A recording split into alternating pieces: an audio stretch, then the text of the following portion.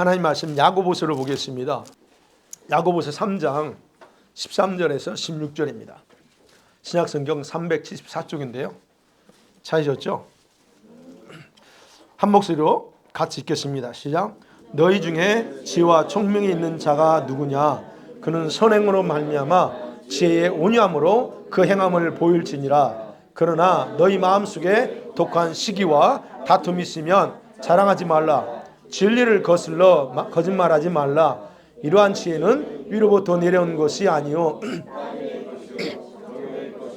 귀신의 것이니 시기와 다툼이 있는 곳에는 혼란과 모든 악한 일이 있음이라. 아멘. 자, 속사람의 성화와 관련돼서 사실은 제가 이런 말씀을 나눌 계획이 전혀 아니었는데 계속 이상하게 말씀이 이쪽으로 흘러가서 저도 놀랍니다. 제가 이걸 따로 준비한 게 아니고요. 그냥 풀어주시니까 그냥 막 하고 막 쓰고 있습니다. 써서 여러분에게 전하는데 오늘은 말씀에 뿌리 내리지 않는 여러분 가치관과 사고방식을 한번 생각해 보려고 합니다. 여러분 우리가 성화된다, 변화된다는 그 단어의 어원적으로 보면요. 다른 게 아닙니다. 온전하게 되다 또는 취하다는 뜻이에요. 그러니까 우리가 성화된다, 변화된다는 것은 온전하게 되는 거예요. 뭔가 그 말은 무슨 말이에요? 현재 모습이 무엇인가에 의해서 온전하지 못한 상태에 있다는 겁니다. 그죠? 그런데 그것을 반드시 다시 원래 모습으로 되돌려야 된다는 것이 그 의미가 이 성화 또는 변화라는 단어 속에 포함되어 있는 거예요. 그러면 처음으로 돌아갈 수 있도록 하나님께서 저와 여러분이 주신 선물이 하나 있습니다. 그게 뭘까요? 믿음입니다. 처음으로 다시 돌아갈 수 있도록 하는 선물은 믿음이에요. 여러분 믿음에는 하나님의 능력을 풀어내는 힘이 있다는 거 아시나요? 예. 그래서 믿음의 출발은 누구일까요? 믿음의 마침은 누구예요? 예수 그리스도십니다. 그래서 믿음의 실체와 내용도 누구예요? 예수 그리스도십니다. 그래서 저와 여러분이 나 예수 믿습니다라고 할 때 바로 믿는다 안 할 때는 그분이 포함되어 있는 거예요. 그래서 믿음의 본질은 뭐냐? 자기 신념이 아니에요. 여러분 자기 신념하고 믿음을 정확하게 분별하셔야 돼요. 그래서 믿음의 본질은 자기가 확신하기 때문에 갖는 신념이 아니고 의지가 아니고 예수님이 하나님의 아들이라고 하는 그 사실을 믿음에서 출발하는 게 믿음의 본질입니다. 이게 복음이에요. 이게 복음. 그래서 믿음은 영혼을 구원하는 능력인 복음을 믿는 게 진짜 믿음입니다. 그래서 여러분 그 믿음의 본질이라고 하는 건 그래요. 주님이 기적을 행했기 때문에 믿는 게 아니에요. 그게 믿음의 본질이 아닙니다. 또는 구원자, 예수님이 구원자라고 하네. 그러니까 믿어야 돼 라고 해서 믿는 것이 믿음의 본질이 아니라는 겁니다. 믿음은 하나님께 의롭다고 인정을 받게 하는 것이 진짜 믿음이에요. 오늘 좀 잘 생각해서 들으세요. 제 설교는 항상 생각이 되지만 오늘 좀 더 생각하세요. 진짜 믿음이 뭐냐는 거예요. 여러분 진짜 믿음을 가졌다면 여러분은 하나님의 의가 그냥 자동적으로 주어집니다. 자기 신념으로 하나님의 의가 임하지 않아요. 그래서 우리는 각자 자기의 믿음 다 있어요. 그죠? 여러분 다 믿는다고 말하고 자기 믿음이 있어요. 그래서 믿음의 형태도 다양합니다. 우리가 다 똑같은 믿음 가지고 있잖아요. 그렇지만 그 믿음이 나를 의롭게 만들었느냐 아니냐가 중요하다는 거예요. 그럼 믿음의 가장 중요한 결과는 하나님의 의가 내게 작동되게 만들어요. 하나님의 의. 그 결과 믿음으로 내가 믿음에 이르게 한다. 그게 어디서 나오죠? 로마서 1장 16절 17절. 그래서 복음이라고 하는 것, 그 복음 자체가 이 믿음을 가진 자에게는 구원을 주시는 하나님의 능력이에요. 이 믿음. 또 복음에는 하나님의 의가 나타났다고 그랬잖아요. 그 로마서 1장 17절에 하나님의 의가 나타나셔서 믿음으로 여러분 믿는다고 하면 그 믿음이 더 믿음으로 가게 돼요. 그 말은 무슨 말이냐면 이 복음은 예수 그리스도께서 우리 인간을 위해서 행하신 모든 것을 함축하는 말이에요. 복음이 뭐냐 할 때 예수님이 행하신 모든 함축해. 그래서 바울은 이 복음이라고 하는 단어를 쓸 때 이 단어 속에다 그걸 다 함축해서 표현하는 거예요. 그래서 로마서에 보면 이 복음이 누구냐? 예수 그리스도. 예수 그리스도 누구냐? 복음 자체. 뭐 이런 식으로 설명하는 겁니다. 그래서 이 복음을 믿는 믿음 하나면 법정에 설 때에도 하나님 딱 법정에 설 때에도 어렵다고 선언하게 될 보증서가 이 믿음이에요. 이 복음이에요. 복음에 믿는 믿음. 그러니까 여러분 복음은 구원자인 그리스도 그 자체가 아니고 하나님의 의의 실체인 그리스도 그분이 복음이다.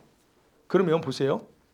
이 복음이 믿는 자에게 의로 나타나서 그래서 믿음으로 믿음에 이르게 한다. 그 말은 뭐냐면 의가 나타나기 때문에 이 믿음이 온전한 믿음에 도달하게 만든다는 거예요. 그 믿음으로 말미암아 의에 이르고 그렇죠? 그리고 믿음에 이른다 그 말이. 그래서 여기서 말하는 하나님의 의라고 하는 것은 여러분이 거룩해질 수 있는 길이 열린 거예요. 이 의가 오지 않았으면 여러분 거룩해질 수 없는 겁니다. 그래서 이 의는 거룩의 기준이에요.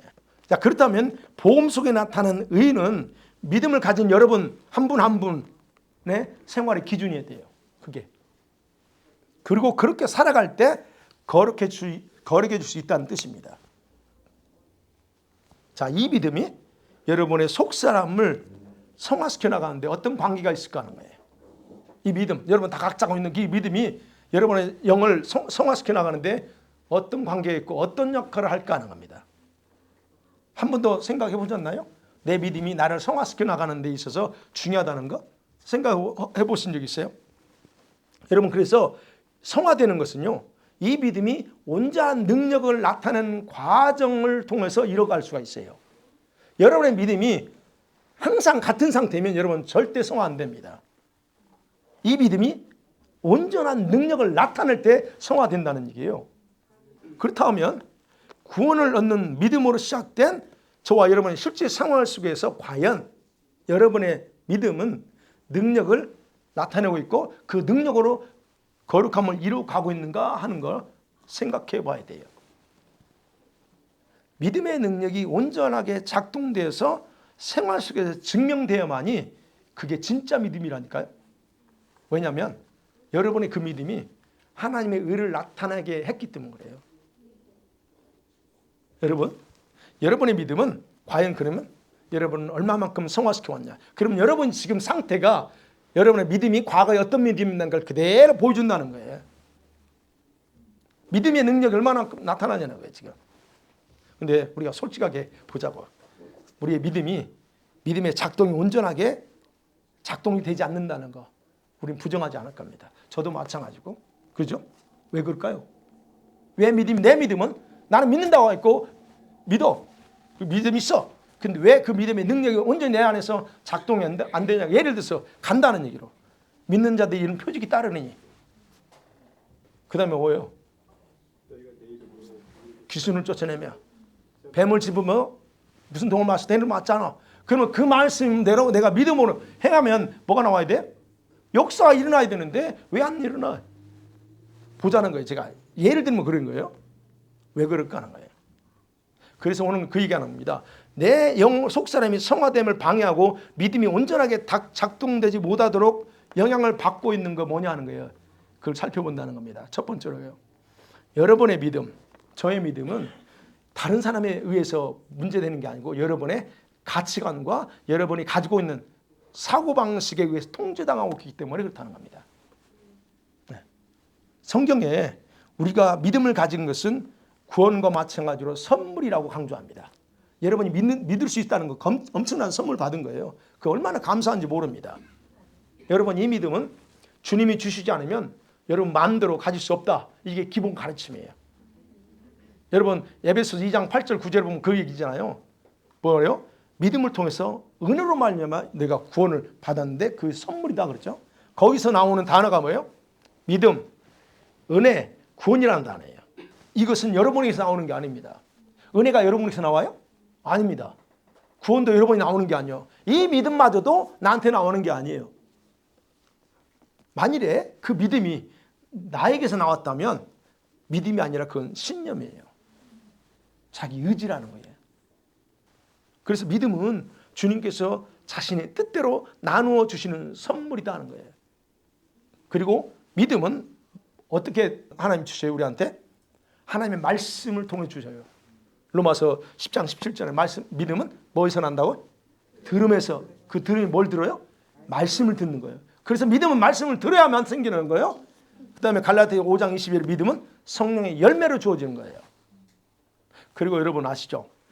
누가복음 17장 5절에 보면 제자들이 예수님께 물어, 선생님 우리에게 믿음을 더 좀 더해주세요 그래요. 아니 자기들이 믿으면 되지 왜 예수님께 나한테 믿음 더해달라고 그럴까요? 그러니까 믿음은 주님이 주셔야 돼요. 그리고 여러분이 지금 그 부분에서 주님이 주신 선물을, 믿음의 선물을 다 받았다. 그래서 믿음의 히브리서 12장 2절은 믿음의 주요 온전케 하시는 그 예수를 바라보라고 해요. 거기서 제가 예전에 말씀, 믿음의 주라고 하는 것은 헬라말로 믿음의 출발, 믿음의 시작이라는 뜻이에요. 그 다음에 온전케 하시는 것은 믿음을 완성시키는 분. 그러니까 여러분의 믿음을 주시고 완성시키는 분도 주님이시라는 거예요. 그러니까 믿음은 내가 갖고 싶어서 갖는 게 아니고 주님이 주신 선물이기 때문에 그분이 줄 때 받아. 그러니까 줄 때 제발 받으세요. 줄 때 받으셔야 돼요. 그게 바로 히브리서 12장 2절이에요. 그래서 우리가 믿음의 출발이고 완성케 하시는 예수님 바라보지 않으면 절대로 여러분 믿음은 완성돼 가지 않습니다. 그거 아셔야 된다는 거예요. 자, 그렇다면 주님께서 선물로 믿음을 주신 이유는 다른 게 아니에요. 이 거룩함을 이루어 나감에 있어서 여러분의 노력이 아니고 모든 것이 하나님이 주신 것으로 가능하다는 것을 알게 하기 위해서 그러는 거예요. 여러분이 뭔가 노력해서 하면 여러분이 내세울 거죠. 주님, 내가 이렇게 새가 빠지게 노력했는데요. 그 말을 내세워, 자기 노력을 내세운다고. 그런다고요. 근데 주님은 그거 아니야. 이것마저 내가 주는 거야 라고 강조하는 거예요. 그런데 이제 문제는 선물을 하나님 주셨잖아요. 하나님이 선물을 주셨는데 이 선물들이 중요한 건 받는 사람의 상태에 따라서 어떻게 돼요? 작동이 달라집니다. 주신 선물은 완전해. 믿음도 그렇고 구원도 그렇고 모든 은사들 모든 건 다 완전한 걸 주셨어요. 그러는데 받는 사람의 내적인 상태에 따라서 정확하게 또는 온전하게 작동이 되지 않는다는 거. 여러분 다 아시죠? 여러분한테 제대로 작동되나요? 왜 안 될까 그러면? 이거 생겨 보여요. 우리의 믿음이 온전한 능력을 나타내지 못하도록 영향력을 행사하고 있는 것이 여러분이 다 가지고 있는데 그게 바로 뭐라고요? 여러분의 사고방식, way of thinking, 가치관. 그런 거 아니에요. 여러분의 가치관이에요. 다른 게 아닙니다. 누가 방해하지 않아요. 여러분의 사고방식이 방해해요. 사고방식의 사전적 의미 제가 또 사전까지 찾아봤어요. 뭐예요? 어떤 사물이나 문제에 대해서 생각하거나 판단하는 일정한 방식, 그죠? 사고방식, 어떤 태도가 사고방식이래요. 그러면 우리는 어때요? 이런 사고방식 어디서 얻었어요? 배움과 환경을 통해서 사고의 능력을 갖추게 나가는 거죠. 그죠? 과정 속, 경험 속에서. 그리고 나름대로 여러분과 저 각자만의 사고의 방식으로 하나 형성해 놓고 거기에 따라서 여러분의 세계관을 만들어 가잖아요. 저도 마찬가지고요. 그래서 자신의 사고방식은 자신도 모르는 사이에 배우고 학습하고 들은 것에 영향을 받아서 지금 우리는 지금 이렇게 세워졌어요. 그 사고방식 가지고 있습니다. 그리고 거기에 따라서 가치관도 세워졌다는 거예요. 뭐에 더 중요성을 두느냐? 가치관이 딱 자리 잡았어요. 그럼 가치관의 사전적 의미 역시 마찬가지더라고요. 사람이 삶이나 어떤 대상에 대해서 옳고 그름, 바람직한 거냐 바람직하지 않느냐에 대한 판단하는 주관적인 관점이다. 그렇게 사전적으로 나왔어요. 주관적인 관점. 그러면 이렇게 요약해 본 거네요. 가치관은 첫째 뭐냐면 어떤 행위가 옳고 그르냐, 틀렸냐, 맞느냐에 대한 그런 도덕적 판단 기준이 이게 가치관 하나야. 또 하나 가치관은 뭐냐면 어떤 형태가 행복하고 불행한 거냐 이런 것까지 다 이렇게 하는 것이 가치관이. 그렇다면 사고방식은 뭐냐? 자기만의 생각과 판단의 방식이야. 근데 가치관은 뭐냐? 옳고 그름에 대한 판단 기준이 가치관이에요. 제가 요약해 보니까 그렇더라고요. 결국 이 두 가지가 저와 여러분 일생 동안 살아가면서 우리의 삶을 주도하고 이끄는 역할을 하고 있다. 그래서 오늘까지 지금 이때까지 이거에 의해서 우리는 살아왔다는 거예요. 목사가 되었음에도 불구하고 이렇게 살고 왔다는 거예요. 그런데 자, 이제는 특별한 은혜로 하나님의 자녀가 되었습니다. 자녀가 됐어. 그러면 이 사고방식과 가치관은 어떻게 될까요? 그대로 유지를 해야 될까요? 아니면 새로운 것을 바꿔야 되냐는 거예요. 왜 바꿔? 그 지금까지 세우는 가치관, 사고방식이 얼마나 바로잡아오느라고 고생했는데 왜 바꿔? 여러분, 기본적으로 우리 인간의 사고방식과 가치관은 다른 사람뿐만 아니라 하나님의 사고방식에도 부딪힌다는 충돌이 있다는 거예요. 많은 경우에 충돌이 있습니다. 여러분과 저희 사고방식과 여러분 집사님과 사고방식이 안 맞아요. 그리고 충돌이 있어요. 근데 하나님과는 어떨 거냐 이거예요. 하나님과는 무수한 부분에 충돌이 있다는 거예요. 안 그럴 것 같아요? 이스라엘 백성들이 애굽에 살면서 그들은 종의 사고방식, 종의 가치관을 가지고 있었잖아요. 그런데 하나님께서 그들을 시내산 광야에서 그들이 요구했던 게 뭐예요? 다른 게 아니었습니다. 그들을 완전히 새롭게 수정하는 거예요. 너희들 사고방식, 생각, 근성 다 바꿔야 돼. 그래서 뭘 줘요? 말씀을 주는 거예요. 하나님의 이런 요구에 백성들이 필요했던 건 다른 게 아니에요. 간단히 바꾸는 방법은 간단했습니다. 심플했습니다. 어떻게 해요? 주님이 주신 말씀을 그대로 받아들이는 믿음으로 순종만 하면 그들은 주님이 싹 바꿨어요. 간단했어요. 근데 그들은 전혀 그것이 하나님의 그 말씀에 동의하지 않았습니다. 그리고 어떻게 여전히 고집했던 게 뭐예요? 자기들이 애굽에서 습득했던 사고방식과 가치관을 버리지 못합니다. 그걸 제가 옛날 노예근성 뭐 이런 식으로 표현했어요. 못 버려요. 그렇기 때문에 그들은 하나님의 계획과는 전혀 상관없는 삶을 살다가 광야에서 싹 죽습니다. 자, 이러한 그들의 삶에 대해서 성령께서는요, 바울을 통해서 다음과 같이 딱 결론 내립니다. 히브리서 4장 2절에 그들과 같이 우리도 복음 전함을 받는 자이나 들은 들은 바 그 말씀이 그들에게 전혀 유익이 못됐다는 거예요. 저 가나안 땅에서 그들에게 하나님 말씀을 가르쳐줬어. 우리가 복음을 들은 것처럼. 근데 그들이 그 말씀을 들었는데 하나도 그들에게 유익하지 못됐다. 왜? 듣는 그들이 자기 믿음과 결부시키지 않았기 때문이다 그래요. 아무리 말씀을 들려줘도 그 말씀을 자기 믿음과 하나 되게 하지 않아. 말씀은 말씀이고 나는 나야. 내 생각 내 생각이야. 이거 굉장히 오늘날 우리 성도들 속에서 여전히 볼 수 있는 그 삶의 태도예요. 사고방식이라는 거예요. 아무리 말씀 전해줘도 나는 나요. 이거. 자, 여러분, 우리들이요, 속사람의 성화를 추구할 때에 정확하게 파악해야 될 부분이 바로 이 부분이라는 거예요. 우리 하나님이 우리 인간을 창조하셨죠? 그리고 하나님에게는 이런 자기만의 사고방식이 없을까요? 자기만의 방식으로 생각을 하고 있고 뭔가를 일을 하셨어요. 그게 바로 뭡니까? 자꾸 스스로 결정하는 거예요. 그럼 그 하나님의 생각이 곧 그분이 창조한 우리 인간과 피조물속에 그대로 하나님의 생각이 다 나타나는 거예요. 로마서 1장에 보면 하나님이 자기 생각이 피조물속에 다 나타났다고 그래요. 자기 생각이 거기 다 드러나 있다는 거예요. 그러면 뭐냐? 이 하나님 말씀 뭐요? 이 하나님 말씀은 하나님의 사고방식을 문서화시킨 게 이 하나님 말씀입니다. 문서화시켜 놓은 거. 그런데 이 하나님의 사고방식은 우리들과는 전혀 상반돼요. 안 맞아. 뭐가 문제일까 그럼? 이 하나님의 사고방식이 문제예요. 우리의 사고방식이 문제라는 겁니다.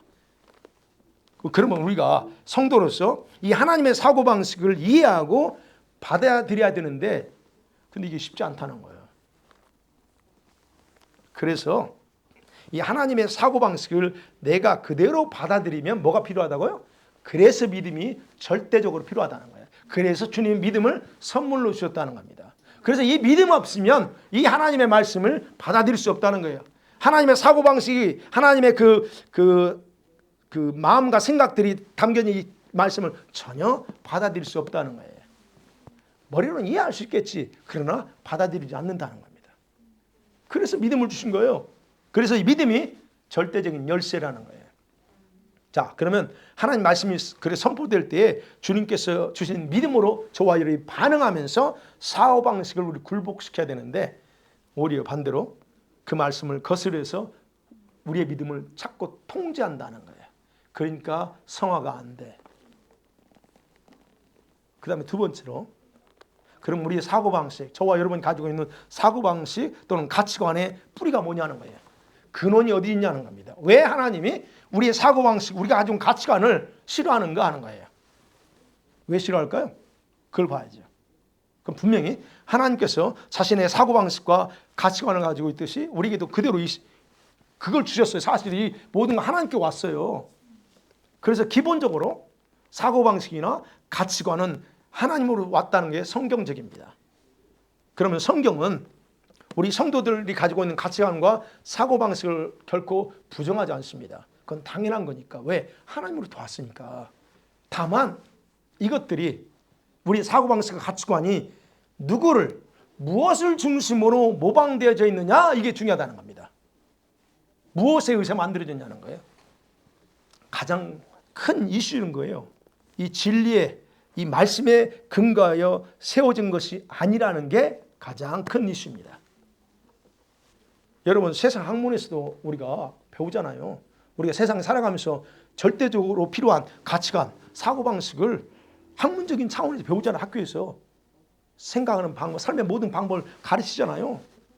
그래서 이렇게 살아야 될 걸, 저렇게 살아야 될 걸 교수들이, 선생님들이 가르칩니다. 근데 문제는 그런 가르침이 나쁘다 좋다가 아니에요.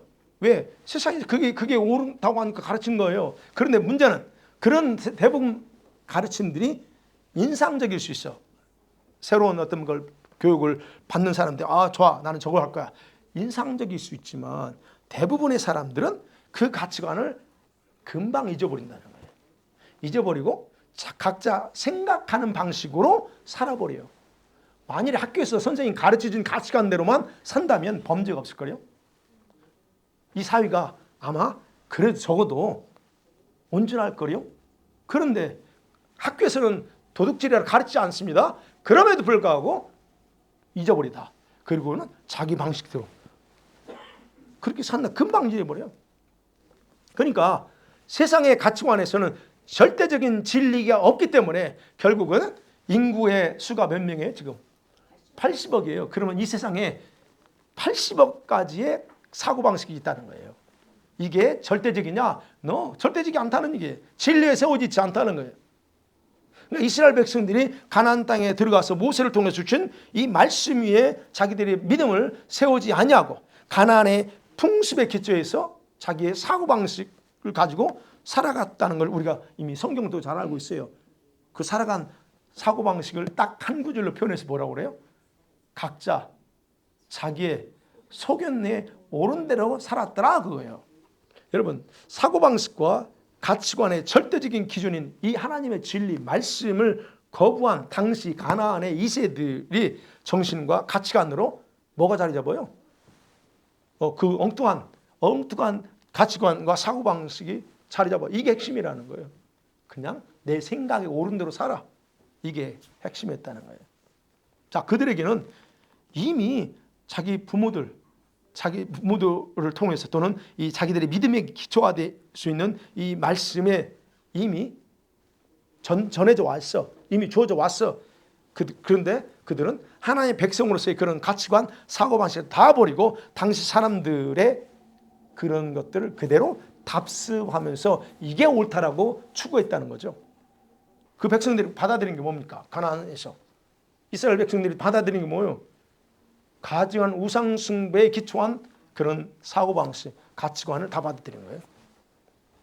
자, 그럼에도 그들은 그것을 바꾸지 않습니다. 그걸 끝까지 그걸 따르기로 합니다. 그 결과 진리 위에, 말씀 위에 믿음을 세우기를 그게 거부한 거예요. 그게. 저와 여러분이 믿음을 말합니다. 믿음이 있다고 말합니다. 그런데 그 믿음이 무엇에 의해서 기초가 뭐여야 되냐는 거예요. 제가. 야고보는 오늘 본문에서 그럽니다. 사람들이 자랑하는 지혜, 총명이트. 여러분과 제가 각자 나름대로 다 지혜가 있고 총명은 이해력이죠. 그런 있어요.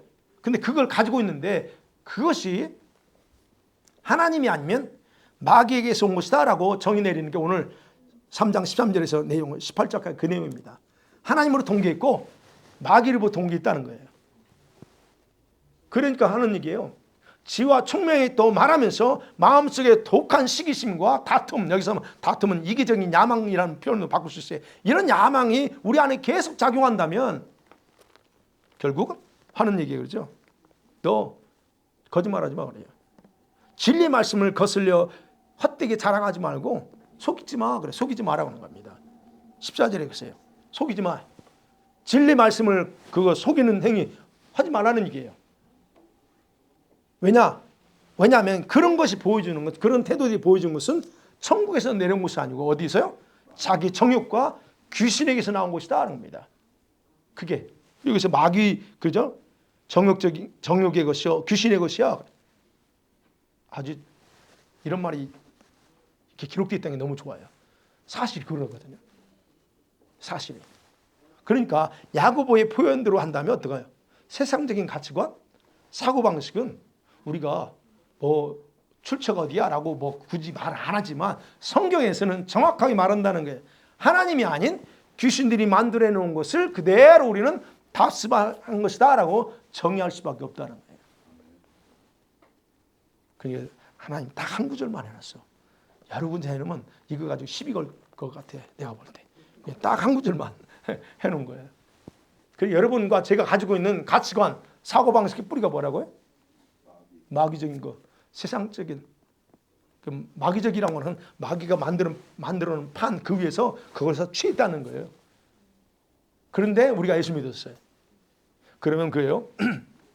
그다음에 세 번째 마지막 생각입니다. 그러면 우리는 어떤 가치관, 어떤 사고방식으로 가야 되냐 하는 거예요. 성경적이고 천국적인 가치관은 어떤 걸 말할까? 성경적인 가치관 뭐 이런 얘기 듣죠. 가치관이 달라야 돼 우리는. 뭐 성경적이어야 돼 뭐 그런 겁니다. 저는 성경적이라는 말도 하지만 천국의 가치관 제가 이야기해요. 천국의 가치관을 가져야 된다. 그럼 예수님께서 가르치신 모든 교훈들은 다 어떤 걸 가르쳤어요? 천국의 원리와 법을 가르쳤다고 그랬죠. 예수님 가르친 건 다른 거 가르친 게 아니에요. 천국의 원리, 천국에서 작동되고 있는 법을 그대로 갖다가 제자들에게 가르치고 풀어줬어요. 그렇다면 천국에서는 우리들처럼 생각하고 판단하는 법이 우리처럼 생각하는 법이 없어요. 천국에는. 이건 이 세상에만 존재하는 법입니다. 지금 우리들이 하고 있는 그 사고방식이나 가치관은 여기만 존재해. 천국에는 존재하지 않는다는 거예요. 그래서 예수께서 천국의 그 가치관의 핵심을 말씀하셨어요. 뭘까요? 간단하게. 마태복음 22장 37, 40일 하면 뭐요? 하나님 사랑, 이웃 사랑. 가장 율법의 핵심이 뭐냐? 하나님 사랑하고 이웃 사랑. 이게 그냥 요약한 겁니다. 이게 주님이 계시한 가치관, 천국의 가치 핵심이에요. 사랑입니다. 사랑. 그 율법의 완성은 사랑이라고 그러잖아요. 이 천국은 사랑 외에는 없어. 뭐 그래서 미움도 없고 시기도 없고 죽음도 고통 없어. 아무것도 없습니다. 오직 하나님의 사랑으로만 통치되는 곳이에요. 그래서 또 얘기하죠. 요한복음 6장 38절에서 예수님께서 이렇게 말합니다. 같이 볼게요. 시작. 내가 하늘에서 내려온 것은 예, 분명히 말합니다. 예수님이 이 땅에 내려오신 이유가 뭐냐? 와서 뭘 하는 거예요? 자기 일 하는 게 아니에요. 나는 지금 하나님의 뜻을 행하고 있어. 그럼 무슨 말이냐면 천국은 이 가치관 천국이에요. 천국은 오직 하나님의 뜻만 위해서 모든 천사들과 성도들이 존재한다는 겁니다. 하늘은 그래요. 천사들을 왜 창조했어요? 하나님 자신의 목적을 위해 창조했어요. 뜻을 위해서. 그래서 그 천사들이 하나님의 뜻을 이루고 있어요. 그럼 우리는 왜 창조했냐? 자신의 뜻을 위해서. 예. 그러면 천국의 백성들, 이미 간 우리 믿음의 백성들이요. 천국의 백성들과 천사들은 어떤 사고를 가지고 있어? 오직 이런 사고와 가치관 외에는 알지 못합니다. 오직 하나님의 뜻, 오직 하나님의 마음, 그게만 알고 거기만 향해서 가는 거예요. 그게 그래서 예수님이 나는 내 뜻 행하려고 온 게 아니다 라고 얘기합니다. 천국의 가치관이 그거. 그래서 천국은요. 그분의 뜻만이 운영되는 방식이에요. 그게 천국은. 그런 모든 존재들이, 거기 존재하는 모든 존재들이 생각과 판단 기준이 그분의 뜻을, 그 목표를 중심으로 돌아간다는 거예요. 그 중심으로. 그러니까 우리가 천국의 가치관을 가져야 된다. 천국의 가치관을 바꾸라고 하는 말은 무슨 말이에요? 천사들처럼 또는 먼저 간 성도들처럼 하나님의 뜻에 맞춰서 생각하고 말하고 판단하는 것, 그걸 말합니다. 그게 이제 또 뭐 성경적인 가치관, 또 성경대로 뭐 이렇게 표현할 수도 있어요. 천국의 가치관만이 여러분을 성화시켜 나갈 수 있는 힘이라는 거예요. 그러면 여러분의 믿음이 능력을 발휘하려면, 여러분 믿음이 있다고 그랬잖아요. 그 믿음을 발휘하려면 뭐가 필요해요? 이런 사고방식과 가치관의 변화, 변혁은 절대적으로 필요합니다. 믿음의 능력 나타내야죠. 여러분 믿음이 있으니까 그 믿음의 능력을 작동시켜야죠. 그러려면 이 가치관이 변하지 않으면 거의 불가능하다는 겁니다. 예를 들어 그래요. 여러분이 주님을 그렇게 뜨겁게 사랑한다고 말할지라도, 예, 사랑한 줄 압니다. 말할지라도 사고방식이 바뀌지 않는다? 그렇다면 여러분의 그 사랑은 더 이상 깊어지지 않습니다. 그 선까지만 끝납니다. 이해가 되지? 무슨 말씀이죠? 왜냐하면 여러분의 생각과 행동은 그 기준 이상으로 발전할 수 없기 때문에 그래요. 아는가고 문제 아니에요? 여러분이 아는가라면, 말씀에 대해 신학적으로 아는가라면 여기서 다른 데는 몰라요. 여기서는 제가 최고죠.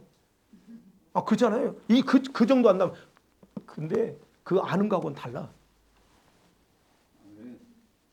여러분, 그러니까 여러분의 가치관이 뭐냐는, 여러분과 가치관의 중요한 역할은 뭐냐? 여러분의 관점에 따라 중요하게 생각하는 것이 무엇인가를 그대로 드러낸다는 거예요. 이해가 되죠? 옳고 그름의 문제보다는 여러분이 무엇에 우선순위를 두고 있는가? 그게 드러나. 거기서 우선순위가 뭐냐는 거예요. 드러납니다. 그리고 여러분이 어떤 불의의 사람인가 그대로 드러내는 거예요. 말은 뭐라고 얘기하는데, 말은 뭐 얘기하고 뭐 사랑을 얘기하고 많은 걸 말할 수 있는데 다 드러나요. 그것은 여러분이 가진 비전과 사명에도 그대로 영향 주는 거예요. 뿐만 아니라 그 가치관, 여러분의 행동도 결정합니다. 내가 이렇게 생각하고 있기 때문에 행동도 그 생각 따라 할 수도 있고 안 할 수도 있어요. 우리는 말씀에 근거하면 우리는 해야 돼, 무조건. 그런데 내 가치관에 따라서 할 수도 있고 안 할 수도 있고, 이렇게 결정돼 버린다는 거예요. 그러니까 하나님 말씀이 나를 통해서 능력으로 순종하고 나가는데 안 돼. 나를 통해서 제재당하고 내 믿음도 통제돼 버려요. 예를 들어서 그래요. 만일에 여러분이 자녀들이라는 가치관을 어떻게 가지고 있어요? 여러분이 돈에 대한 가치관을 어떻게 가지고 있느냐는 겁니다. 여러분 생명, 여러분의 생명에 대한 가치관 다 있죠?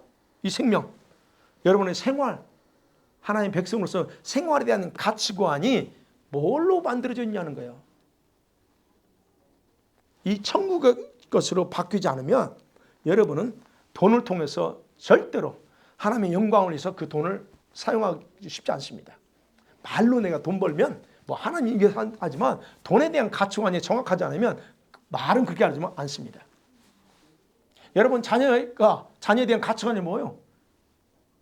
자녀니까 당연히 그렇죠. 기본적으로 자녀 하나님이 나한테 맡겨준 거야. 그냥 이 땅에 나를 통해서 이 땅에 보내서 양육하라고 한 거야. 말은 그럽니다. 근데 여러분이 그 부분에 정확한 가치관이 세워지지 않으면, 성경적으로 세워지지 않으면 여러분은 그렇게 안 돼요. 여러분이 생명에 대해서 마찬가지입니다. 내 생명이 뭐냐는 거예요. 이 땅에 보내신 하나님 목적을 따라 살지 않고 소명을 이루지 못하고 죽어요. 수많은 사람이 그렇게 죽습니다. 왜?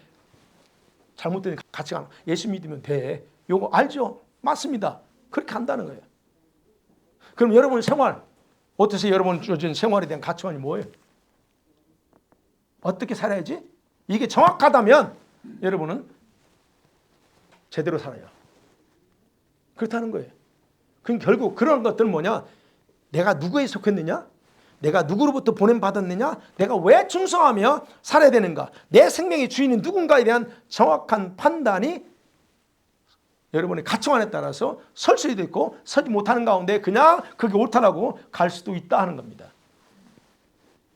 그래서 마지막 우리의 인생의 마지막에 보여줄 수 있는 것은 후회밖에 없어. 그래서 내가 왜 이렇게 살았지? 그걸 후회하지. 내가 몰라가지고. 맞아요. 그렇습니다. 그러면 여러분은 뭘 해요? 후회하면서 주님 앞에 몰라서 그래서 주님 용서해 주세요 라고 밖에 못합니다. 그렇게 되면 어떻게 돼요? 이미 늦었지. 그때는 다시 기회가 없잖아요. 그래서 지금 여러분과 저와 여러분이 절대적으로 여러분이 변혁시키는 것, 가치관과 여러분의 사고방식을 뜯어 고치는 것은 절대적인 과제로 삼아야 돼요. 말만 하지 말고 제발. 좀 제발 저렇게 확실하게. 좋아요 제가. 아멘. 여러분 그래서 잘 보여요. 제가 이제 지금 이걸 얘기하는 건 저랑 온전하다는 게 아니에요. 저도 그러니까. 그럼 보세요. 여러분 살면서 일관되게 보여지는 행동 패턴이 있어요. 다 그렇죠? 여러분 다 일관되게 행동 패턴이 있습니다. 사고방식이 있어요. 그건 뭐예요? 그것은 여러분이 어떤 사고와 가치관을 가졌는가 그대로 드러낸다는 얘기예요. 예상치 못한 고난이 있을 수 있고 시험의 순간을 맞이할 수도 있습니다. 그러면 그때 여러분이 무슨 생각을 하느냐, 어떻게 거기서 의사결정을 내리는가도 여러분의 실체를 그대로 보여준다는 거예요. 그래서 말씀을 들었어도 여러분을 지배하고 있는 것이 말씀을 거부하고 믿음을 통제해버리는 일이 쉽게 그냥 이루어진다는 얘기예요. 쉽게 그냥. 그래서 이것이 믿음의 능력을 나타내지 못하게 하고 동시에 말씀을 무시하는 행동을 하게 된다는 거예요. 내가 그러고 싶지 않아. 사실은 다 어느 누가 불순종하고 싶어 합니까? 근데 나도 모르게 그냥 돼. 왜? 이게 지금 내 안에 셋업되어 있는 사고방식과 가치관이 그렇게 있기 때문에 간다는 거예요. 그래서 내 믿음을 통제하니까 믿음으로 행하지 않아요. 불안하면 불안을 따라가고 걱정되면 걱정을 해버려요. 왜? 안 되니까. 가치관이니까. 사고방식. 그래서 여러분 저와 여러분의 사고방식과 가치관에 여러분 변화가 일어나지 않는다. 그럼 여러분의 믿음은 결코 장성한 분량의 수준에 도달하지 못합니다.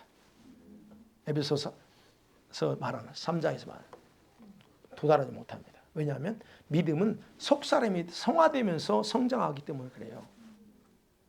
잘 보세요. 여러분이 지금까지 성장이 안 돼. 5년 전이나 10년 전이나 지금은 똑같대. 여러분 속사람이 전혀 성장 안 했다는 거예요. 어린아이야 여전히. 그러니까 믿음이 성장 안 합니다.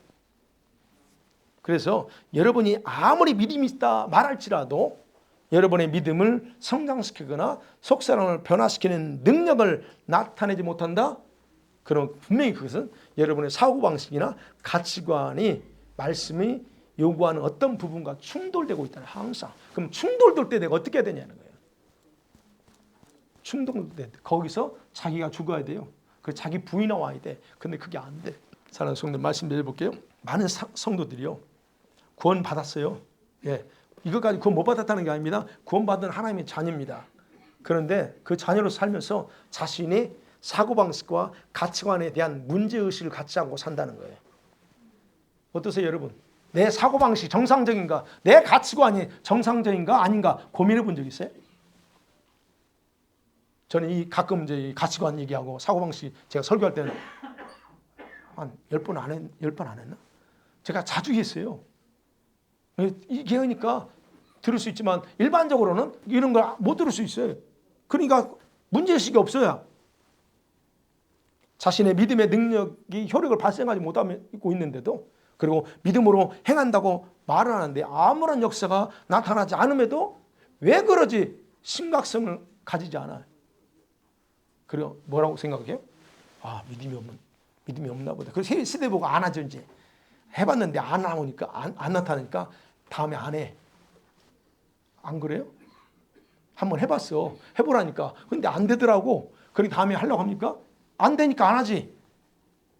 이거밖에 안 돼. 그래서 이게 계속 그 방태로 돌아가요. 그럼 거기서 봐야 돼요. 그렇다면 그 믿음은 그때 내 믿음은 어떤 종류의 믿음이었냐를 봐야죠.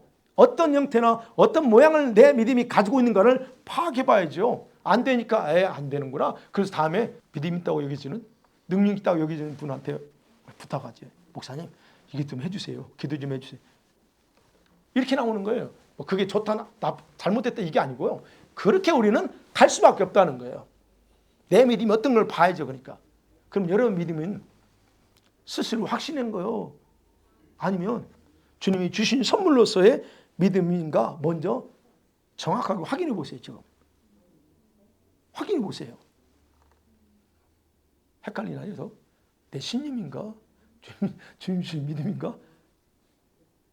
여러분, 그래서 성화는 여러분이 받은 믿음의 온전한 작동을 통해서만 가능하다는 거예요. 그 믿음은 여러분 확신, 세상적인 가치관으로 만들어진 게 아니고 말씀의 뿌리를 둬야 돼요. 말씀의 뿌리를. 그래서 사고방식과 가치관을 말씀의 뿌리에 두는다는 건 뭐예요? 세상적인 것을 거부하는 거잖아요. 지금까지 내가 가지고 있는 그런 가치관, 사고방식을 다 거부하고 성경이 말하는 대로 하는 거잖아요. 그게 말씀에 뿌리 두는 거예요. 그렇지 않고는 여러분이 말씀에 뿌리 둘 수 없습니다. 세상적이고 마귀적이라고 했잖아요.